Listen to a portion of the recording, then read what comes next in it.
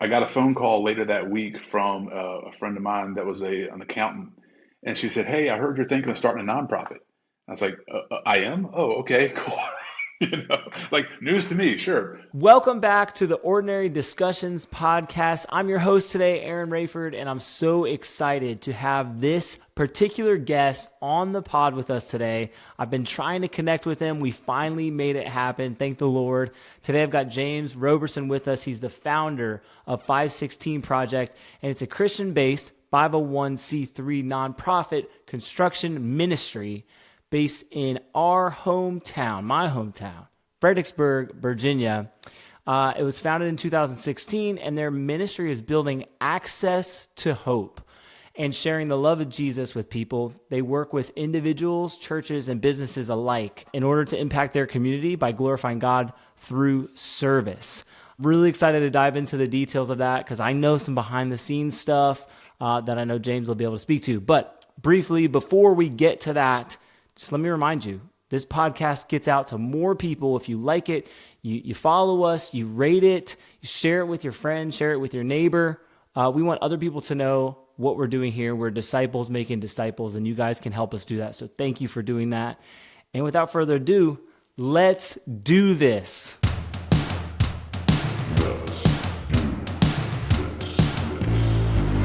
All right, James, thank you so much for joining me today. It's exciting for me for sure. I appreciate you taking the time.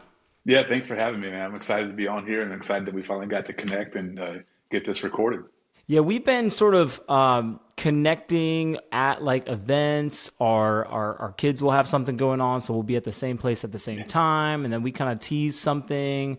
And I've said before, hey, we got to get you on here. We've been kind of playing podcast tag, if you will. But I'm excited to finally do it. What's been going on with you? What's new with you? Yeah, man, it's been this year. I feel like it's just flown by. I was going through some of my stuff the other day and realized that we're getting ready to start fourth quarter, Yes, and I was not ready for that. ready or not, and Right. Thanksgiving and Christmas are right around the corner, so it's like, Yeah. where did this year go? Yeah, I Yeah. feel the I'm same. usually kind of a planner, and my plans kind of. I had plans, but I'm like, wait a minute, I'm still on second quarter and third quarter here. What happened? But no, this year has been awesome, man. It's been an incredible year. God's been doing some amazing things Mm. through the ministry, through our family, and everything. And so I'm just really excited to see what's coming up next. Yeah, yeah. I'm excited to dive into some of the things that I don't even really know about 516. But before we do that, just tell those of us who are tuned in a little bit about yourself, some of your background, and what makes you you, and then we'll dig into more from there. Sure. Yeah, so I grew up here in Fredericksburg, and came through school here and everything. And my sophomore year in high school, I decided college was not my route, Mm. and so I had already been working. I was working in the construction trades, and so through that, I was getting a lot of experience with different things. This was in the late '90s, and so in this area, I feel like that's really when this area kind of started to boom as Mm. far as construction, as far as things coming in, people moving to this area. And so getting involved in construction trades was really exciting to me. I loved working with my hands. I'd always done stuff like that, growing up. But my granddad taught me a lot of things, Mm. and so it was something I just fell in love with and decided, hey, this is what I want to do with my life. But I also knew that I wanted to help people and serve people. At that point in my life, I wasn't a Christian, and so this whole ministry side of things wasn't even really on my radar. Um, Fast forward a few years, I got hired with the fire department, and I was working for the fire department full time and still doing construction on the side. And really, there again, was just really loving that, really enjoyed that aspect of my life. Um, and then in 2013, my parents asked me to come back and potentially take over their business so they could retire. They owned Roberson's Music here in Fredericksburg. And so decided to do that. So, left the fire department job, came back into the family business and started working that. And really, I still had the desire to work with my hands, still had the desire to give back to the community. And so, one of the churches that we had been going to had been doing a service event, uh, typically once a year. And I got involved with that, and we were just going out. We would paint somebody's house or make some minor repairs or whatever it would be. Yeah, And so mulching through, or landscaping, stuff like yeah, that. yeah, just yeah, kind of some of the basic, general repair, homeowner type stuff. Um, and so through that, just really fell in love with doing that kind of service. Hmm. And as things were progressing with the business, I was like, man, I've got to keep giving back. And so we were sitting in a Sunday school one time and just talking. Somebody said, hey, this was in August of 2015. Somebody said, well, hey, let's do some sort of service project. And Hmm. so I raised my hand and said, well, hey, I've got experience with these type of things. And if you may know, in a small Baptist church, you raise your hand, you're now in charge. That's it. Yeah. You're So hired. You're hired. yeah, it's like, all right, you got it. Run, take the ball. Here you go.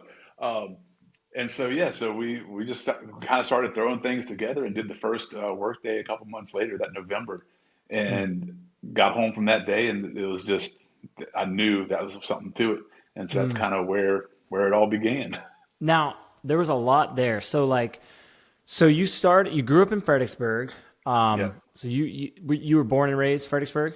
Yep, yep. I was Okay. born So in Merritt you, Washington Hospital. I joke around that I've truly been in business my whole life because where the Chamber of Commerce office is now, it used to be Merritt Washington Hospital, and that's where I was born. oh, So really? See, I didn't even know that. So you're yeah, like the OG. Compared, I came here to Fredericksburg in the second grade. So I have some history, but I was over in the Hartwood area, more of the yeah, Hartwood area, not more of like the city area. So yeah, so you know a lot of behind the scenes secrets. I didn't even know that was a Fredericksburg tidbit right there. yeah, Chamber of Commerce used to be the hospital. right. So and then you said like you didn't come. Did you come to faith later? You said because then you ended up in the Baptist church where you were able to raise your hand. But was there a coming to faith moment there? And did that come from your family or from some other introduction to the Lord? Yeah, so it didn't really. Yeah, so I was an adult when I came to my faith. It was in 2006, and it was it was a lot of things coming together. Hmm. So growing up, we were one of those families. We'd do church like on Christmas, Easter, sort of some of the big holidays, stuff like that. Hmm. My grandparents were involved in church, so I'd go with them. My granddad was a church organist, and my grandmother sang in the choir. Hmm. So I'd go with them if I was staying the weekend at their house, something like that. Yep. But so I knew who Jesus was. I knew what it was about, but I just certainly didn't have a relationship and definitely didn't really understand, what being a Christian was all about. Hmm. Um, and so when I started working for the fire department, I got invited to a church, and the pastor there was, I mean, I still talk to him on a regular basis. He was just so incredibly patient Hmm. because I threw everything but the kitchen sink at him, and I mean I was mean to him, I was rude to him, and he just was just this steady, patient guy. And for whatever reason, he just knew he was supposed to reach out to me. Um, and so the more we talked, I cussed the man out one night. I mean, it Hmm. was that's the place in life where I was. Um, and but he just, like I said, he just had this unbelievable patience and desire to talk to me and know who I was and just share with me about life and about God and all this stuff. And so yeah, I was sitting in his office one night talking to him, and I just broke down crying. Hmm. And it was right there. It was like, it was one of those moments like I always joke that God has to hit me with a 2x4 sometimes to get through to me. Hmm. But it really was one of those moments where I felt like just the 2x4 hit me upside the head, like, you big dummy, like why do you keep fighting this? Why do you keep pushing away? Hmm. Um, and so yes, I broke down crying right there in his office, and he gave me a big hug, and I was like, all right, I need to do this. It's time. And Wow. so yeah, I prayed with him for the first time, sitting there in the office. Got baptized a couple weeks later.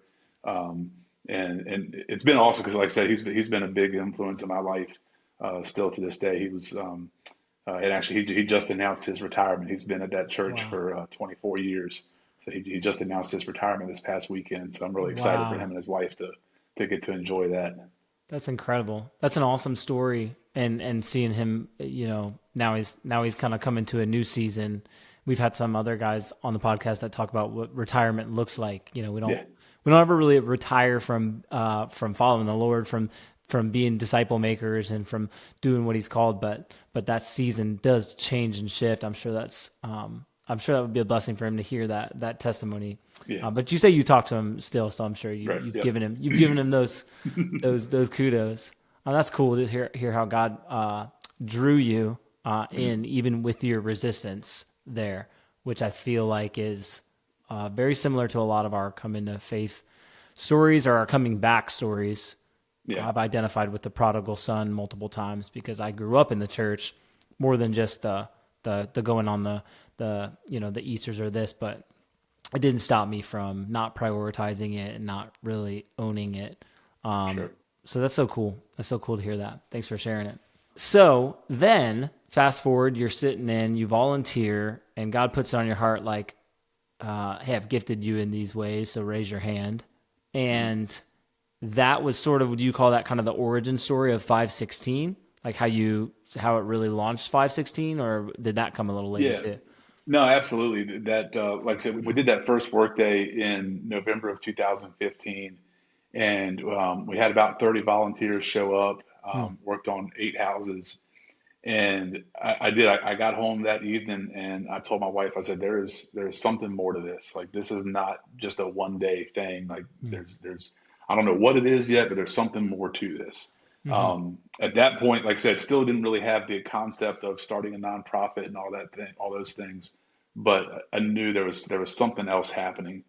And, and that's when I kind of joke around sometimes, but that's when God started showing off. Because Yes. all these things started happening that, from a worldly standpoint, make no sense at all.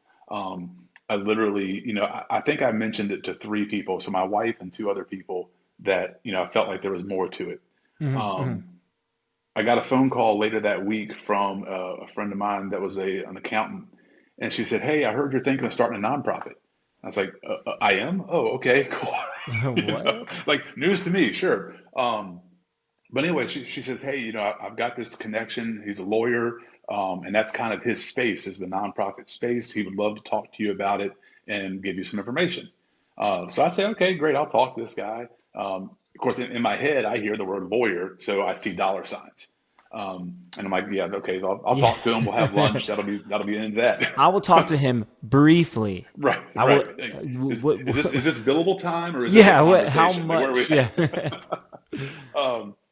at? So we sat down and talked, and he just jumps right in. He's like, "Okay, well, we got to get this filled out. I need you to sign this. I need you to do this. I need you to get me this." And I said, "Whoa, time out." I Wow. said, I just started thinking about this. There's no fundraising. Like, I don't have the extra funding to just cash roll this thing. Like, what are we talking? He's like, "Oh no." He's like, I'm covering all this. Like, I'm not charging you a dime." What? And yeah, that was my first thought too. I'm like, "Wait, a lawyer just told me he's not charging me a dime. Okay, cool." So yeah, God moment there. And so so all we had to pay was the IRS and government filing fees, which were less than $1,000.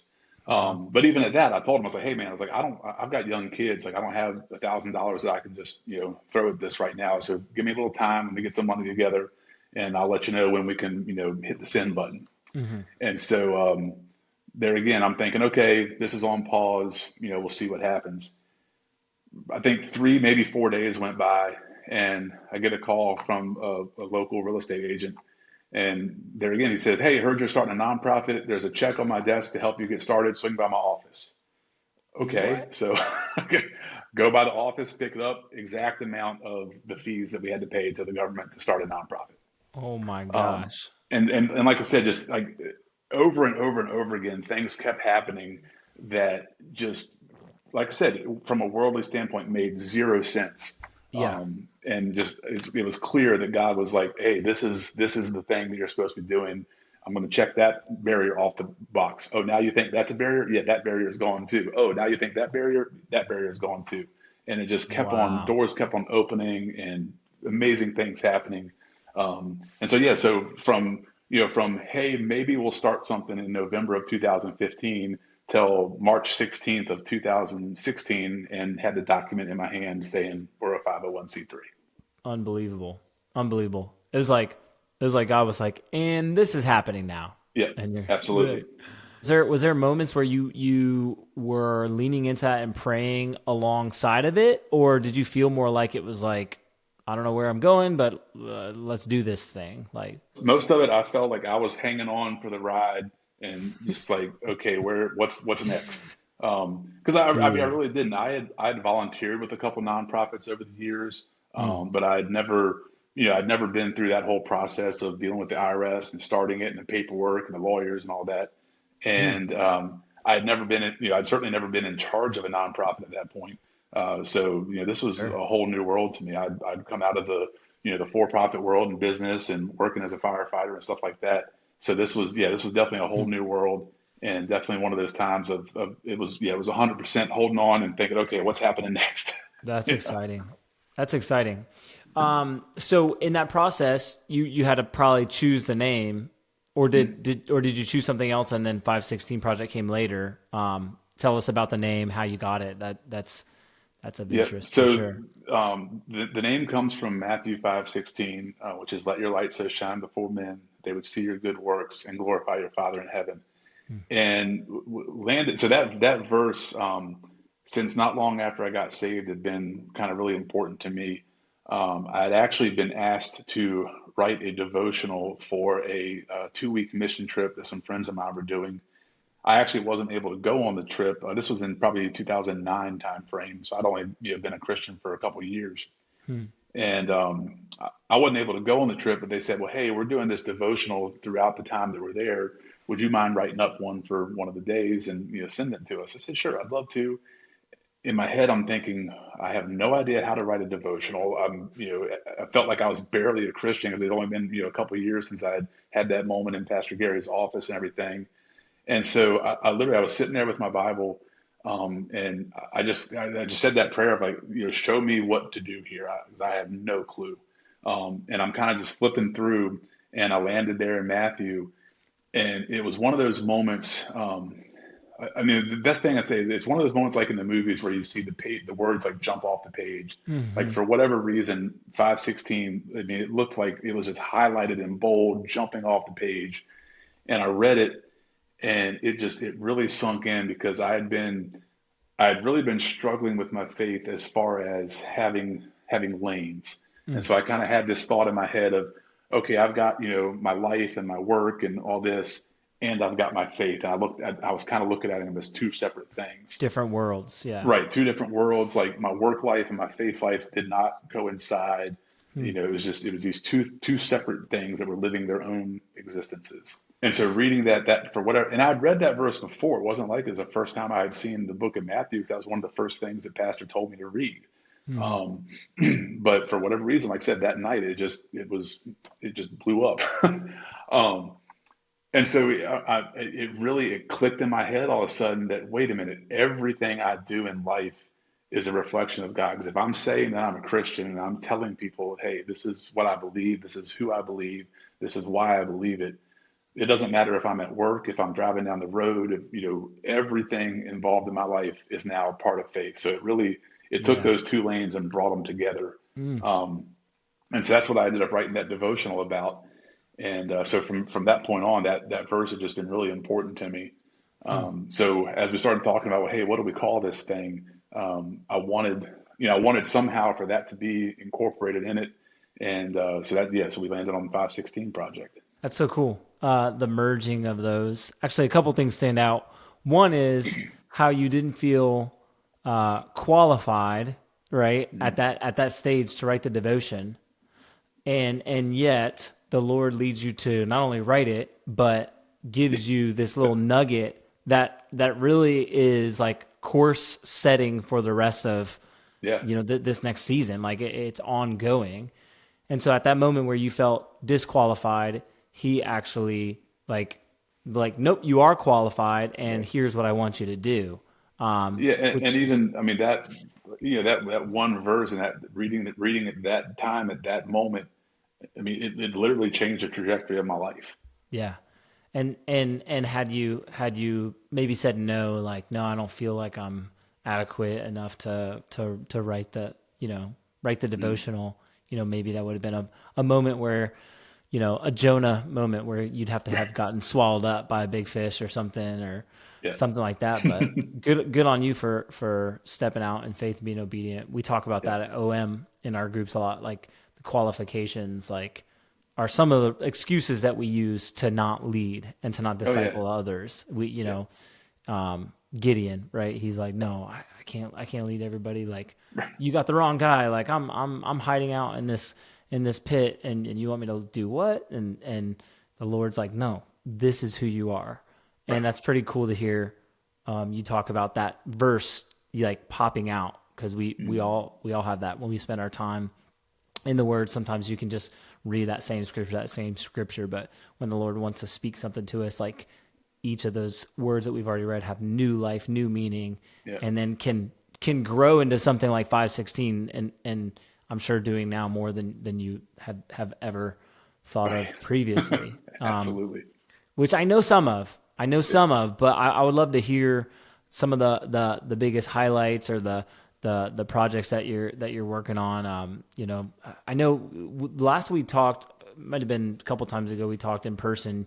You were actually headed to follow up on a major storm. You go nationally, or is it regionally, or East Coast, or where do you take the team, and what do you do Yeah. with 516?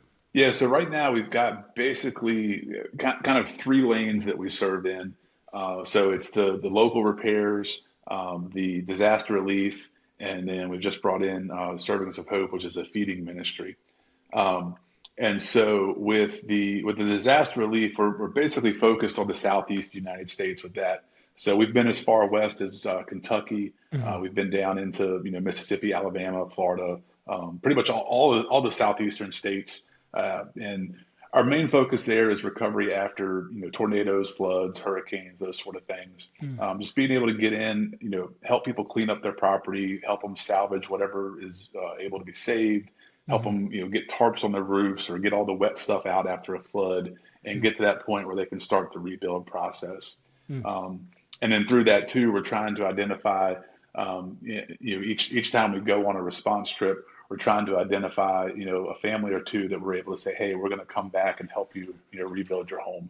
Oh, Um, cool. and that's something that, one of our goals there is that as we can grow and grow our capacity, we can also start to do that more. So instead of, one or two families, maybe it's three or four or five and six and so on and so Hmm. forth. Hmm. Um, and then yeah, locally with the local repairs, kind of our sweet spot has really become the handicap access type of repairs. So we Hmm. do a lot of wheelchair ramps, a lot of bathroom remodels to make them handicap accessible. So we'll widen out the door, take out the tub and things, and put in a roll-in shower pan, put in all the grab bars, Hmm. just to give people safe access to their homes. 'Cause unfortunately, there's a lot of folks in our communities that just don't have that. They have homes that they can't physically get in and out of without having to pay somebody to come over and help them, or they can't use the facilities because they can't get into the bathrooms. The wheelchair won't fit through the door, and things like that. Hmm. So that's become kind of our sweet spot. And we do a lot of other repairs too. We still do, like I said, the raking leaves and mulching and some of the more basic maintenance type stuff as well. But Yeah. but those things have become kind of our big deal. Um, and actually, here soon we're getting ready to do a big. We're calling it the roofing revival. The Um, roofing we, revival. Yes, I heard yeah. about this. So we've got a bunch of people on our pending list that needed completely new roofs. I mean, these are people that are currently have buckets, throughout their house catching rain every time it Mm. rains. And so we're teaming up with several local contractors, a couple of shingle suppliers, and we're doing a whole complete tear off and replace of 9 roofs coming up here in October. So we're really excited to get Mm. that going too. Yeah, that's going to be incredible. And all of those things, just basically meeting people's basic needs that are hindered by their circumstances, improving their quality of life, and doing like what you say with Matthew 5:16, and letting your light shine so that they can see, and then you can then point them to Yeah. the things that God has done in your life. I want to ask some more logistical questions, but But before I do, when you go to those places, you go back, you create those relationships. What does what does that connection look like when you do point them? Do you pray with them? Do you share with them a testimony or story, or how does that look like when you connect them with what God's done in your life? Yeah, so we're praying with folks throughout the process, all the way from from the initial phone call all the way through being completed with the work, Mm. and then even after completion, we have a hospitality team that goes out, and that's their whole focus is just to love on the family, and spend some time with them, pray with them, talk to them, see if there's additional needs beside those construction type needs, um, and then it really, when we're out there and you're in somebody's home, you're in a safe space for them. Most folks feel a little bit more comfortable in their own home than they would if you're meeting them out on the street or in some public setting or whatever. And so it brings some Hmm. of those walls and some of those barriers down right off the top. And then especially because we're there helping them with a need and helping them with something that they couldn't otherwise get done, it further brings those walls down. And so we're Yeah. really able to build some incredible relationships, have some conversations that you probably wouldn't have if you were just sitting at a meeting somewhere or sitting, even if you were at church or wherever. Just it opens up these conversations that you wouldn't otherwise have. Mm. And so you really get to share, you get to share about your personal story and things that God's done in your life. You get to hear about things that have happened in their life, and you really start to make that connection.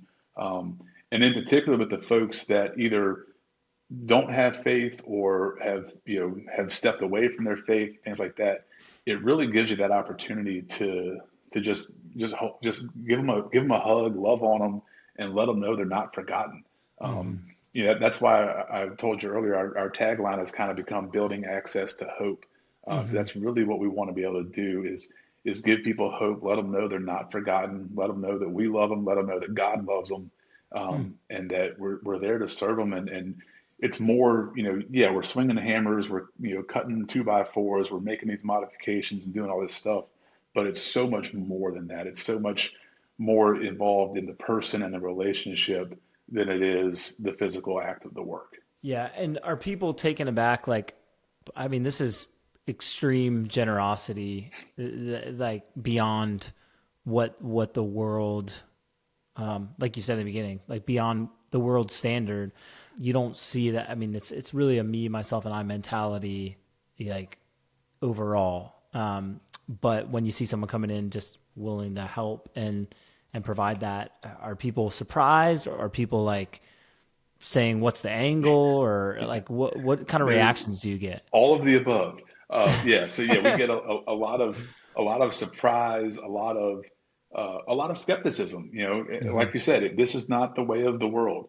And so when you come in and tell somebody that you're going to help them, in particular on some of these bigger projects, to remodel a bathroom, if you're hiring, just a general contractor or whatever, that's 15, 20, maybe more $1,000. I was gonna say You, at least 20, yeah, if you're doing yeah. it, if you're doing it up. Yeah. Exactly. And so when we're coming in there telling and then when you add in the ADA compliance for the wheelchair access and Wheelchair. all that, they bust Hmm. that up even higher.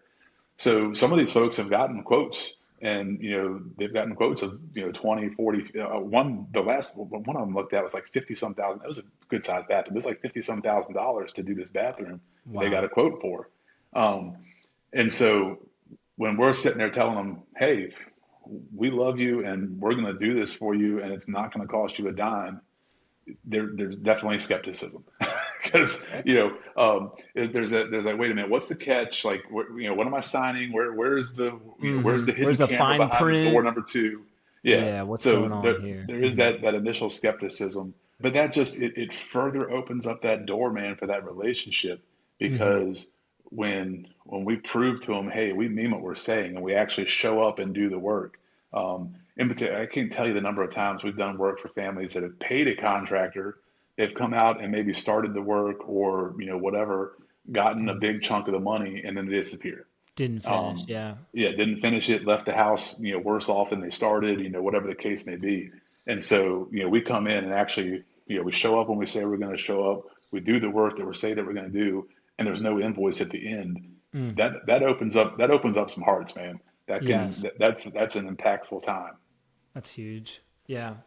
And when you're going out for this stuff, especially the stuff that's out of town, locally you can work with some resources that you have, and if it's in your area, you can go to your local hardware store and get your Right. supplies, and I can contextualize that. But if I'm going where a hurricane just went through and there's flooding or a tornado, and some of the aftermath of tornadoes, like I cannot even fathom Yeah. what those people are going through.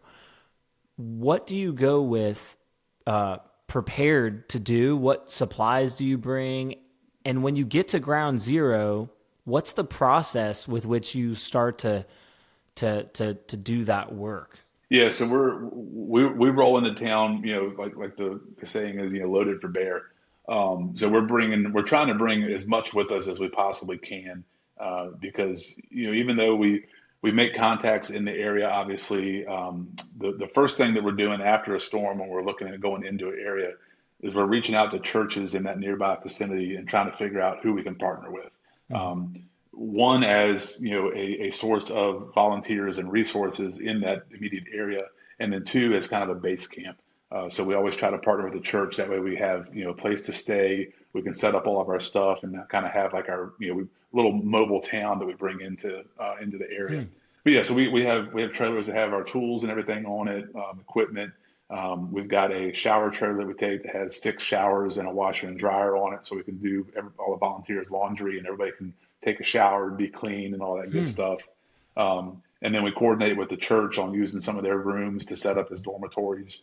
So we have everybody brings their air mattress or cot or whatever they want to sleep on. But we've kind of set up a little mini city right there in the church parking lot.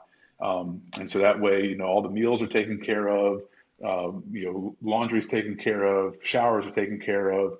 We've got, all the, I say comforts of home, even though it's not quite that comfortable, but we've got everything we need to be able to, survive for a few weeks, take care of our people, our volunteers, as well as serve the community.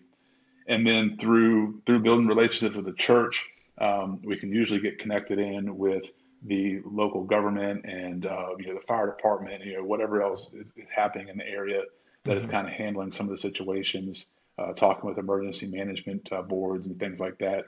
And so we can get plugged in and figure out, how we can best assist. There's been a number of times we'll go into an area and, for instance, we went in one area after a flood, and we thought we were going to be just mucking out houses and getting all the wet stuff out and cutting out drywall and all that. But it turned out there was an area that had a lot of damage from wind that was also associated with the storm, even though it wasn't like a tornado or anything, but a lot of trees down and stuff like that. And some of the other organizations that had come in didn't have tree cutting equipment with them because they were expecting, like we were, to be doing flood work. We happened to have our chainsaws and things with us. So we're like, okay, so we took on all the tree work while some of the other organizations worked on more of the flood work.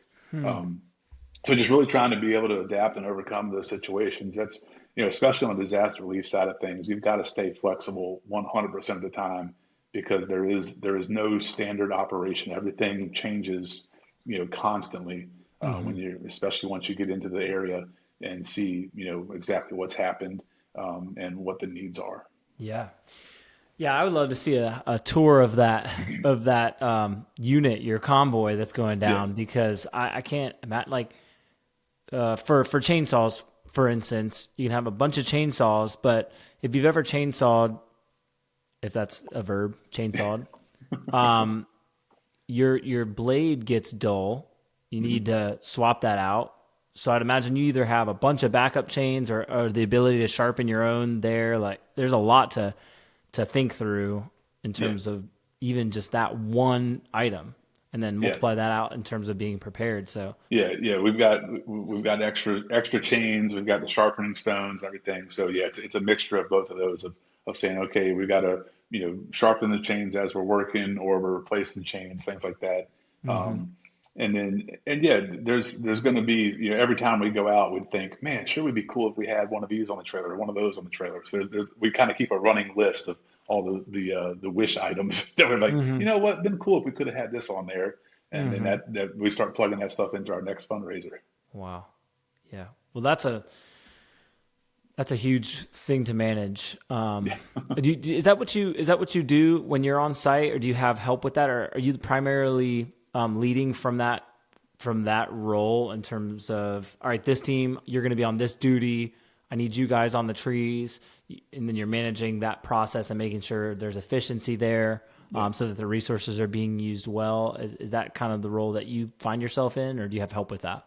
Yeah, so typically on the disaster response, we're breaking out into teams and kind of, yeah. So it's like, hey, this team is going to be doing the cutting. This team is going to be doing the limb removal. This team is going to be putting tarps on the roof, things like that. Mm-hmm. And so, yeah, we're trying to, divvy out those responsibilities. Um, Thankfully, we've gotten to the point now that we've been doing it for a few years that we have some good consistency with the volunteers that come on those trips. And so there's a lot of cross training. So we know, okay, hey, this person can do, this list of things, and this person can do this list of things. And so Mm-hmm. it's not, there's no, we, we're lucky in the fact that it's not just one person that we're relying on for any one thing. Mm-hmm. Um, and so with myself and our other leaders, we're able to sort of pass that baton around. And so, like I said, we can, one day I might be leading everything. And then I'll, if I decide, hey, I want to just run a chainsaw today. I don't want to think about anything else except for cutting these Mm-hmm. trees.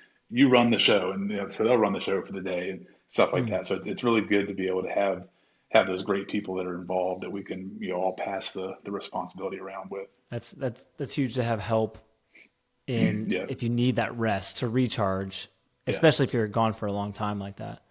So where is the last place that you went for a disaster relief, and then do you have anywhere that you're getting ready to go to? How does that get on your radar? Is it just the news, like you're just watching the news and, oh, we're going here, or how do you pick that?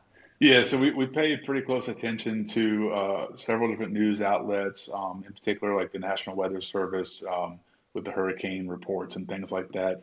We're also part of a group of nonprofits that all are involved in the disaster response space, and so we have a lot of communication back and forth between all of us. And that's a really great resource too, because that way it does a few things. One, it allows us to kind of all share resources and thoughts around, what the response needs to look like.